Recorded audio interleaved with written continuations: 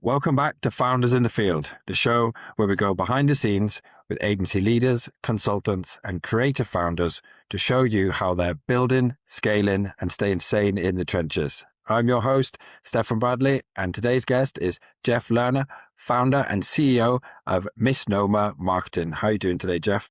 I'm doing great, Stefan. Thanks for having me. No, thank you for taking the time. Let's dive straight in.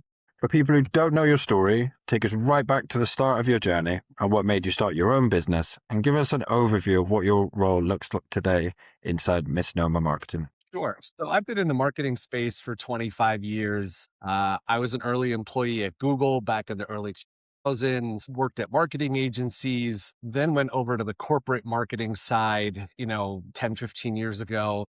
And was doing that for a while. And through the pandemic, then I started to really find this passion for working with startups and small businesses, their go-to-market strategy, their brand, and what that all looks like. And during the pandemic, made this leap, this decision to say, well, maybe I can support multiple organizations, at a time. And so that's when I launched Misnomer Marketing, which is really a fractional CMO business where I work and partner with startups and small companies to help them build a marketing strategy that helps them scale in ways that they either may not have thought about, or in places where they may be struggling and are looking to, kind of overcome an obstacle that may be in front of them. Sounds like kind of like you've done both ends of it. So you've been at Google, which is like, massive corporate, one of the biggest corporate sort of businesses or companies, sorry, in the world, to now finding your passion as, helping startups. What's the main difference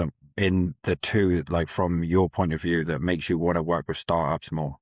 Yeah, it's a great question. And, I've worked at, from Google, but then I also worked at like Cricket Wireless, AT&T, so other, big corporate organizations. And what I love about startups is the speed in which we can operate.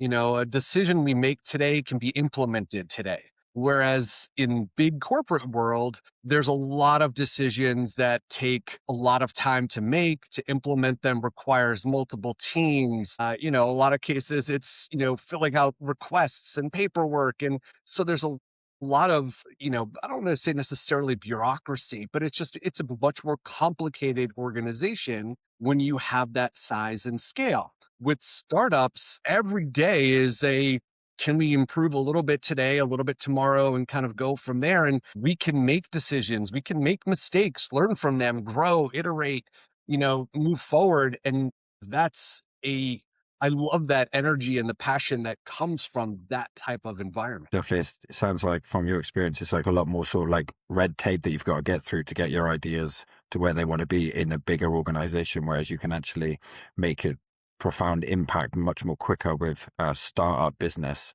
Would you agree with that? 100%. I think, all of the clients and companies that I've worked with, we're not building 6, 9, 12-month plans. It's, 30, 60, 90 days of how can we have an impact so that we can get to a point where we can build longer term. But in the startup world, 30, 60, 90 days is kind of what we have to work with. And that's really exciting for me to be able to be a part of that journey. And how have you found, you mentioned that it was sort of like in the pandemic when you made this jump, which I feel like a lot of people found that, to do that in the pandemic because, a lot of people were at home and there's a lot of people like bringing their ideas to fruition as well, being like, okay, let's do different startups and things like that. So how has it been for you since going from working in a company with marketing agencies to now going off in the world on your own? It's been amazing, for the most part. I mean, there's obviously drawbacks and there are things that you miss from being part of one big centralized cohesive team, and so,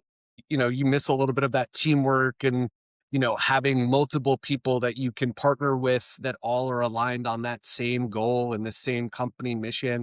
For me, that's something I still look to bring to my clients, right? So while I love what I do and the independence and the freedom to pick and choose where I work and, what my day looks like, I also take really deep care in becoming a part of the team in my clients' businesses. Like, I am not a vendor, I am not a consultant. I am a core team member. I just happen to be part time. I happen to be fractional because startups, you typically can't afford a full time CMO, nor do they need a full time CMO at these different stages. So I want to be a part of the growth. I want to be a part of the success. I want to be a team member. I'm not there 24/7. But definitely, I feel like that's a strategic thing that people kind of overlook is when you go off onto your own and you're working with multiple different companies, should we say, and it's almost like you're a partner in their business. That's how it's sort of you work into it like that. I'm actually there for the growth, like a growth partner, as opposed to an expense, someone that you pay to do input output. It's like you're invested in the outcomes of the good outcomes of their business. Yeah, exactly. And I'm very transparent with my clients and I tell them up front, like, I'm honest and direct. And if there's some feedback that I need to give to you, if there are things that I see that, even if they're outside the world of marketing or brand, that from my experience should be considered or changed or thought about, or I have ideas on ways in which the business could operate differently or opportunities to improve, I'm going to speak up. I'm going to be transparent and say what I think can help the business because ultimately that's my job, right? Like at the end of the day, the what I do, the technical know-how, the ability to do branding and marketing, all of that is extremely important. Reality is I get brought into my clients' businesses because they know that I can help them succeed. I can help them grow. And that ultimately is really the outcome, right? It's not how many mentions can I get them online. It's not necessarily how many, cold emails I can, get responses from. It's how can I help their business improve, sustain, grow, explode, all of those things. And that's what I offer and what I bring to their business. Yeah, no, definitely. Well, we'll move on from this, but it's almost like, especially like the startup businesses, it's what moves the needle. What you're doing generating me revenue? That's or generating me exposure. That's what they really want to know, isn't it? Do you know what I mean? Like, yeah, obviously impressions and all the like replies from emails, they're good, but I feel like people I've worked with before, it's very much like, what's that doing for my business? Like, where is the end goal? What is that bringing into my business? That's exactly it. They're what I call vanity metrics, right? Like if you post something on LinkedIn and you get five people who comment, and three of those five who comment, are really interested and engaged and become quality leads and convert, that's far better than posting something that gets 150 comments, but none of them convert, right? So it's what is ultimately the goal is conversion and growth, not vanity metrics that may look good on a investor deck or may look good, in the public facing world, but ultimately don't drive the needle. And agree with you there. So, Jeff, what are the biggest trends that you're seeing in the market at the moment? Well, certainly, what you're well versed in is, AI. I mean, everyone's talking about AI. The really interesting thing that I continue to see as it relates to AI is how many organizations are trying to use the phrase AI, as part of their marketing strategy. And I equate this, and I've talked about this, before and in some of the speeches that I've given at conferences. But, 10 years ago, every company talked about technology, and how whatever product they had, whatever they were doing was tech enabled, was built on this, robust technology. It was almost as if no matter what it is you were selling, you had to use the word technology in order to be seen as cutting edge. Now that same thing is happening with AI. And the reality is, so many organizations that I talk to, when I press them on, hey, tell me what your AI does, I get answers like, well, we have a chat GPT integration. And I'm like, yeah, that's not really a differentiator, right? You don't have anything that's making your business stand out. And that's a trend that I see. And it's a lot of, how do organizations that are really using AI constructively and systematically and strategically stand out from the noise of every company who just claims to use AI? I agree on that point because of the people I've spoken to a lot of people that I have asked questions through LinkedIn and things like this, not just on the show, but when I asked them how integrated are you on a scale of 1 to 10 with AI, and they're like, "Oh, we're fully integrated." And I pressed them on it and asked them different questions. of how you're using AI. It's very similar to what you said there. We use ChatGPT, we use that, but it's like, I don't think that people haven't caught up with what is AI. Do you know what I mean? People think AI is just what you see, ChatGPT, Claude, but it's how you're using these different things. Do you know what I mean? Like, are you building inside ChatGPT your business, everything that you want to know, it wanted to know about your business. So when it writes something, when you ask it something, it knows exactly what your business aim is. It knows everything part of, what you're trying to achieve, your brand voice, things like this. And they're like, whoa, I didn't even know that you could do that type of thing. And, what I mean? And they're just the basic tools. And then even when you talk about workflows, like I always think like the first thing of AI that you should have sorted out is just to make your processes work much better, much faster, much leaner. Do you know what I mean? So it takes out all the manual work of looking through spreadsheets or anything that's very manual like that, that's very constrictive to you. That's what should be done first, as opposed to pumping out loads of content. I read one of your articles earlier where it said the agencies that use AI for speed to make things more efficient, that's what I was looking for, to make things more efficient, are the ones that are going to excel further than the ones that are going to use it just to replace a whole marketing team. And I hate how, it resonated with me so much, because I was like, that's so, that's what I try and say to people is, although it can do these sort of things, I always look at it like it's a collaborative approach. It's a tool that, when paired with skills and expertise, can accelerate. But it's not just something, it's not like just something that can just go off and do it all for you. Do you know what I mean? Well, it can, but it's not going to give you very good outputs from what you're giving it.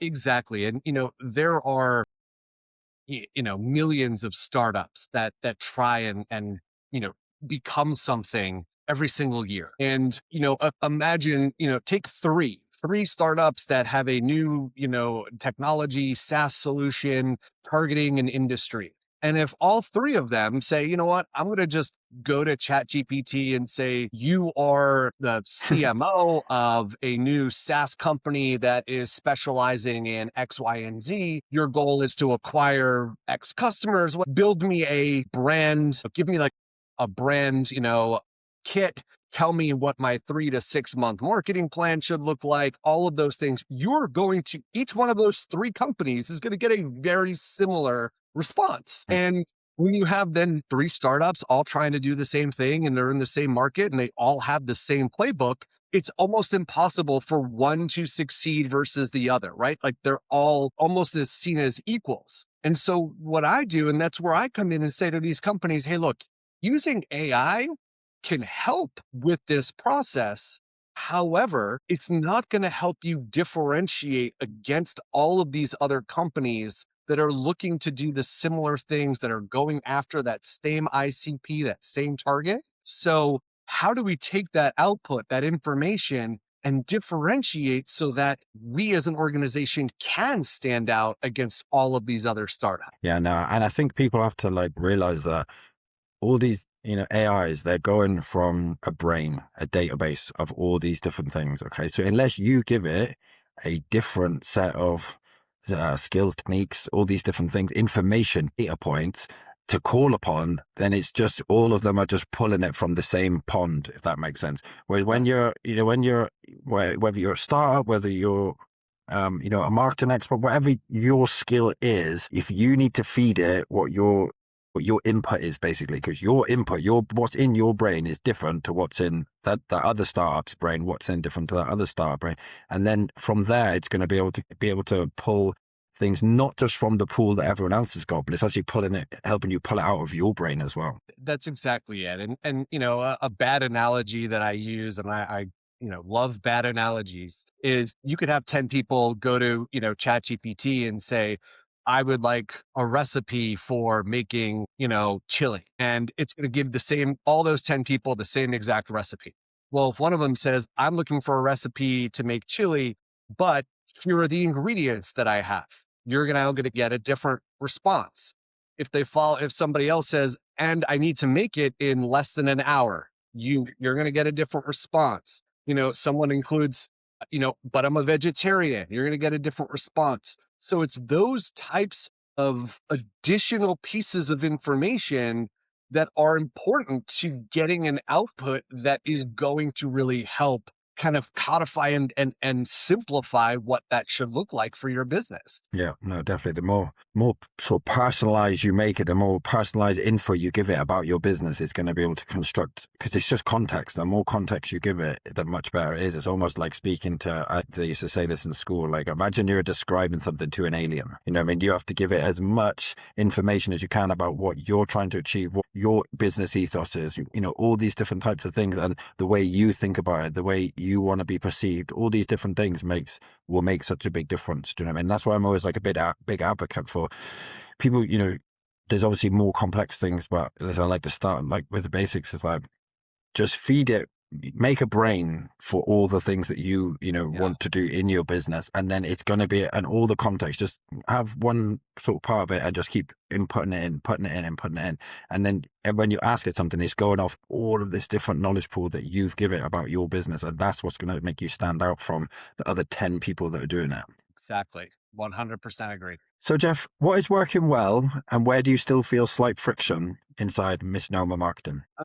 I mean, I think in general, things work well. I have it's a one person business. So am the one that is doing everything from, sales and onboarding and then all of the fractional work, which is great because like, I don't want to, hand that off to someone else, in a lot of ways, right? Like, people talk about like, what is your superpower? And, I've been to a lot of courses and classes where, the teachers spend time with everyone talking about their, superpowers to really help them define themselves. And my superpower is that, go to market, brand differentiation, helping startups scale. And so I'm not here to build a marketing agency where I come in and, kind of get the work going and then hand it off to other people. I want to roll up my sleeves, and get the work done because I want to also see the impact that my time and effort has had. So all of that's going, really, really well. What's not going well is, sometimes it's just a challenge to balance, all the different, things that you have going on, all the different not just the different clients, but like spending time to keep up with trends, to, respond to people fast enough. Thankfully I get 99% of my business from referrals. And so that's great. But there's always this fear of like, well, what if those referrals dry up? So, should I be doing my own marketing, which, as a lot of other marketers will tell you, is like we spend a lot less time marketing ourselves than we do, working for our clients. And so there are definitely opportunities to make some enhancements to what I do and what my approach looks like in 2026. Place. I think a lot of founders, especially like people who are working, who are the business, the soul, everything of the business, would hear what you're saying there 100%, because it's a lot, isn't it? Obviously, it's a lot to deal with. You're having to deal with focus on delivery, but then also focus on your own acquisition and your own marketing tools, and it's kind of like a juggling act, and it's kind of like a double-edged sword. So you said it's what you like about it, but it's also can be what causes friction as well. For sure. And I am not great at talking about myself. I'm not great at promoting myself. I find it awkward in a lot of ways. And so that's always been a challenge, right? Is how do I, get my message out there and the success that I have had in a way that doesn't seem like I am boasting or bragging or, and so then I tend to just, kind of not do it at all, which also is not helpful. So, it's definitely a growth area for me, going into this next year is how can I do a better job of sharing my story and what I've done with the right people and the right audience without it, being boastful or without I also don't want to like be shy in saying what I've done. So definitely an opportunity for me this year. That kind of leads me on to my next question, which was, like, walk me through how your client acquisition process. Obviously, I know you said 99% of it is referrals. Are you trying out other things as well? Because obviously, I heard you mention that you run cold email for clients. Is that something that you run for yourself as well? I don't currently run for myself, very well might be part of that 2026 plan of how do I tell my story and show what I've done and build a little bit of a pipeline. Again, it's the things that I encourage all my clients to do. I haven't necessarily done for myself. I think I'll probably take a deeper look at that going into this year to say, okay, like if I was advising myself as a client, what would I be doing to build the pipeline and to grow my own brand awareness? That's that's pretty common. I feel like with a lot of people. Do you know what I mean? Is it sometimes easier to work on on other your clients' businesses than it is to take, excuse the pun, but take your own medicine almost. And it Yeah, can be harder. So I feel like you're definitely not alone there. You know what I mean? I feel like a lot of founders could relate to that 100%. So, exactly. so like at the moment, is it just sort of like LinkedIn that you're posting on LinkedIn, and then Yep. obviously word of mouth referrals, and obviously it's brilliant if you could have a business that could always get the referrals in and there's no ebbs and flows, do you know what I mean? And things like that. Because also, if referrals are very warm as they come in as well, it's very little, there's a lot less work involved in actually convincing them because they're already sort of being convinced on you. So, and it's definitely a change from speaking to, sort of colder leads, you know what I mean? There's a different kind of angle to go at, but definitely for building a predictable pipeline is probably the only way to go is to actually start doing some sort of outbound yourself, unless obviously your inbound is so strong. Do you know what I mean? But it's hard to keep that going for 12 months of a year all the time. Exactly, and while my inbound has been strong, like, there have been times where it ebbs and flows a little bit, and so while I'm confident that I will continue to get referrals and build the business that way, outbound is definitely something that needs to be a part of my strategy so that I'm not dependent on other people talking about me. I can even though it's awkward, I can talk about myself a little bit more than I have. No, definitely. It's all about not relying on either one. You know what I mean? Not just Right. outbound, not just inbound. And where you've already got a strong inbound, it wouldn't need like a massive amount of outbound to come in for you. You're already successful. Do you know what I mean? But having the two complement each other, I feel like is the right synergy to go with. Exactly. I agree. So, Jeff, where do you want to be in the next 12 to 18 months in terms of business? I honestly, I love what I do so much, and I love the work I do in supporting startups and founders and helping to take their ideas and their passions and make them into sustainable businesses that a year from now, 2 years from now, I really just hope I'm continuing to do what I'm doing now. I'm inspired by some of these founders and what they're building. I continue to have and see the growth that they have achieved.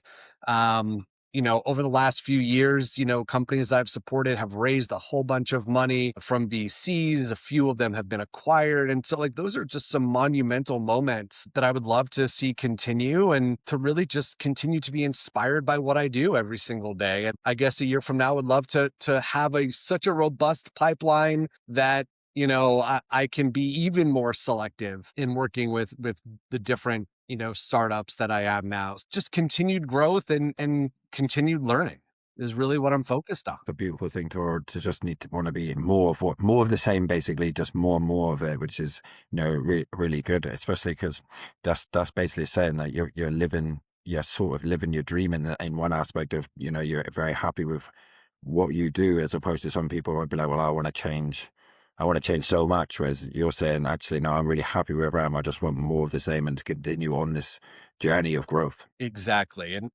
I also spend a lot of time volunteering in my community. And that becomes such a big challenge when you want to balance your volunteer time with work time. Um, and so, over the next 12 months, like would love to find more time and opportunities to continue on that volunteering and philanthropy ways because I have two young kids. Like these are important things that, I really want to be able to give back. And so there's a lot of focus on how I can do more of that over the next year as well. I think a lot of people look over that as well, that the fact that actually your success can actually lead to being able to do more of these things. Do you know what I mean? Like the more successful sort of someone can become that actually gives them an opportunity to give back more, and that's in time and financially as well. But I think some people overlook that, or they don't even look at it that way at all, where they're like, my success equals I'm going to be able to do X, Y, and Z. Well, I think a really cool way of looking at that's how I try and look at it is the more successful I am means the more I can give back. Yeah, I mean, someone asked me last year, at the end of last year, what my dream job was. And Mhm. I said, my dream job would be to be a professional volunteer, Mhm. meaning that I had the financial ability to say, I'm just going to volunteer my time every day for multiple different, causes and things that are important to me. And, I already spend, 2+ hours a week at the local animal shelter. I spend time at my kids' school every week. There's so many causes and there's so many ways to give back that I wish I could do that as a full-time gig. I wish I could wake up every day knowing that I'm just going to be giving my time to an organization or a purpose that drives meaning. Unfortunately, I'm not in a financial situation to be able to Yeah. do that, but like that's my goal. Like that's really what I would love to do in life. I feel like it's probably the most fulfilling aspects, I mean, than even working for yourself. I feel like that type of work is the most fulfilling, the most satisfying. It satisfies your soul serving as opposed to serving yourself, serving other people. I feel like definitely is the most satisfying job that you could sort of undertake.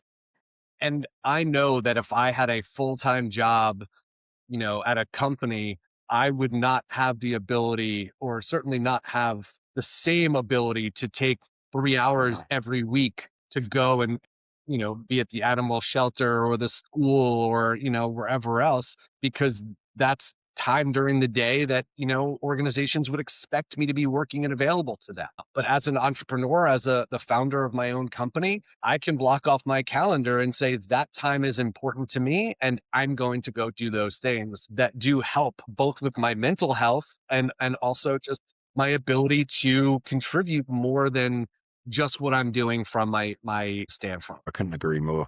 It's one of the best things about being your own boss, I suppose. Even though it's kind of like you have lots of little bosses for all your all the clients as well, Sure. but also you have that ability to say, actually, Fridays is my day. That's when I'm going to do whatever I feel that I need to do, basically, whether that's volunteering or spending more time with your family, that type of thing. But yeah, no, that is one of the best things I think. 100%. So, Jeff, my last question is, if you could wave a magic wand and fix one thing in your business, what would it be and why? I wish I could wave a magic wand and all of my clients paid me on time and in full. Of all the different things you work on as a founder and a business owner, billing finances, is hands down the most annoying. It's time consuming when people aren't paying. And they owe you money, you're chasing, and it's just a drain. It sucks, not just time, but energy. And it's just, it kind of gives you this yucky feeling that you're kind of like chasing people for money, even though it's money that they owe you. It's just a terrible feeling. And unfortunately, I get it that I'm a business, but it impacts my family. It impacts all of these other aspects of my life. It's not, somebody owes money to Google and Google's like, yeah, whatever, like we're Google. The money is owed to me and me equals my family. And, while I don't necessarily expect all of my clients and everyone to understand that, that's just what makes me getting paid and like actually collecting on that just so much more important. Is the money doesn't go to some big bank account and like stock options and all these other things. It goes to feeding my family and paying for the activities and all the other things that we do together as a family. And so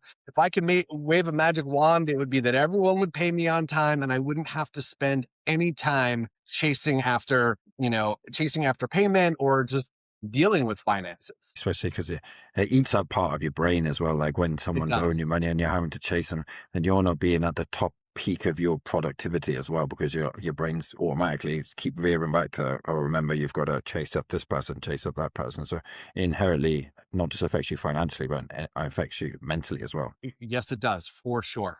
Well, Jeff, thank you so much for coming on. I really appreciate it. I've had great conversation and insights into, your business and in the market. Where can my viewers and listeners reach out to you if they're wanting to explore working with you and different things like that?